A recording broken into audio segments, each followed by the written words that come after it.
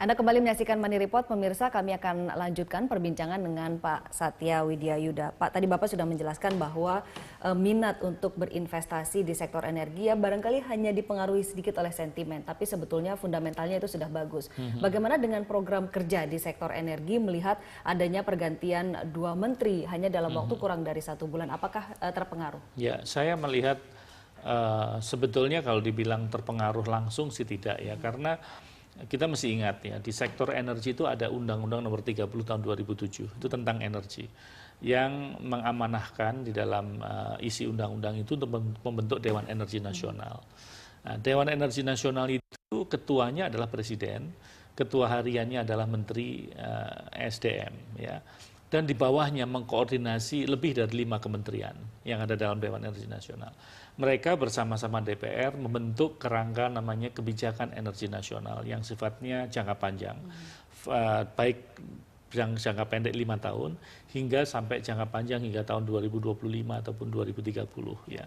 Nah, itu sudah kita bikin kerangkanya itu. Bahkan di dalam undang-undang energi tersebut disampaikan bahwa Dewan Energi Nasional setelah membuat KEN, kebijakan energi nasional, lantas diterjemahkan dalam bentuk RUEN, Rencana Umum Energi Nasional. Nah, Rencana Umum Energi Nasional itu sudah selesai dilakukan oleh Kementerian SDM oleh Menteri yang lalu, Pak Sudirman Said, ya. Sehingga Menteri yang baru atau ad interim Menteri tinggal melihat aja RUEN itu kira-kira roadmap-nya kemana. Nah, kan pasti mereka bisa tidak akan patokan untuk menyusun program kerja. Iya, betul, itu menjadi referensi yang harus dijalankan. Kalau tidak menjadi tidak konsisten, buat apa mereka berdiskusi panjang dengan DPR meloloskan kebijakan energi nasional. Namun demikian, yang saya mesti garis bawahi itu adalah roadmap ya daripada kementerian menjalankan tugasnya. Yang tidak kalah penting adalah yang sifatnya sesuatu yang harus diselesaikan dalam waktu dekat. Misalkan ya, ada outstanding tentang proses divestasi Freeport, ya, itu kan isu yang ini.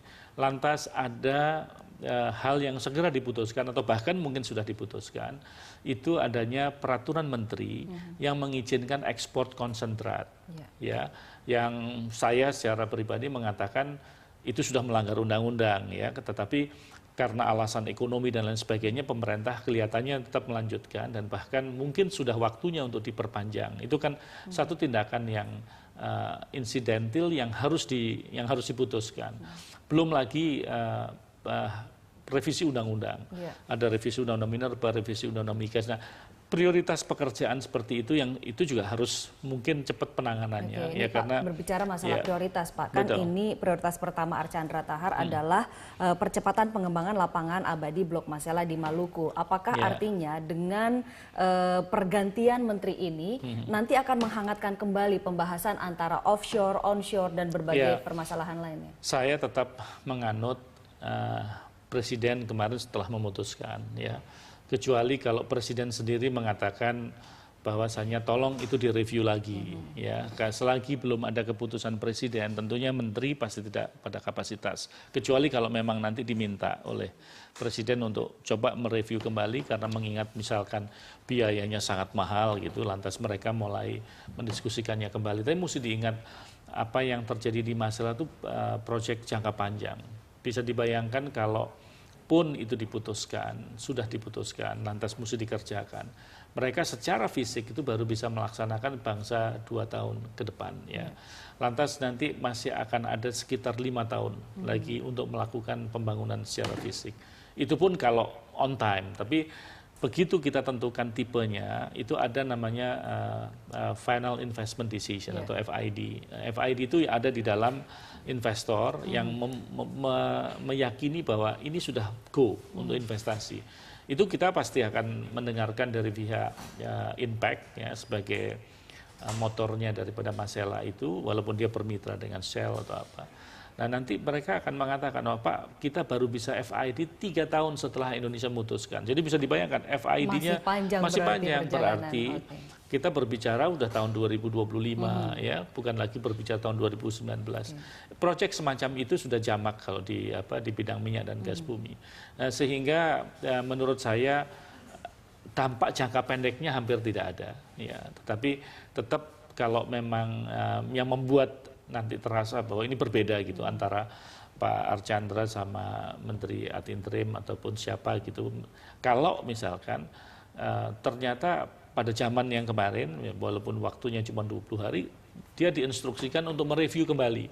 Misalkan ya, lantas ada satu pemikiran karena kemampuan beliau misalkan yang sangat teknikal mengatakan bahwa akan memilih bukan lagi onshore tapi offshore misalkan. Nah, lantas menteri yang baru mengatakan kita kembali lagi aja ke onshore. Nah, itu pasti akan menimbulkan ketidaknyamanan ya, karena keputusan publik itu kan harus bisa dipertanggungjawabkan kan, dan sifatnya tidak bulanan ataupun harian berubah-ubah. Tapi jangka panjang ya Pak ya. Jangka panjang. Kalau begitu sosok menteri seperti apa yang dibutuhkan untuk duduk di puncak Kementerian ESDM? Ya saya pikir pemahaman terhadap sektor energi yang tidak hanya kita lihat dalam sisi yang sangat kecil, yang mikro, itu sangat diperlukan ya, karena bidang energi itu skupnya sangat luas ya, mulai dari sektor minyak dan gas bumi ya, itu pun dibagi antara upstream dan downstream, karena kalau kita berbicara pipeline, kita berbicara storage itu adalah downstream. Belum lagi sektor mineral batu bara, belum lagi kita berbicara listrik, ya. Belum lagi komitmen daripada Paris COP21 dengan renewable energinya. Ya.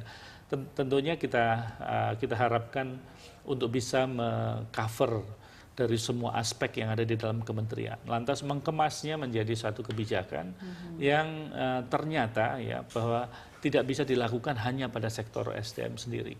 Maka muncul Dewan Energi Nasional yang mengkoordinasi beberapa kementerian.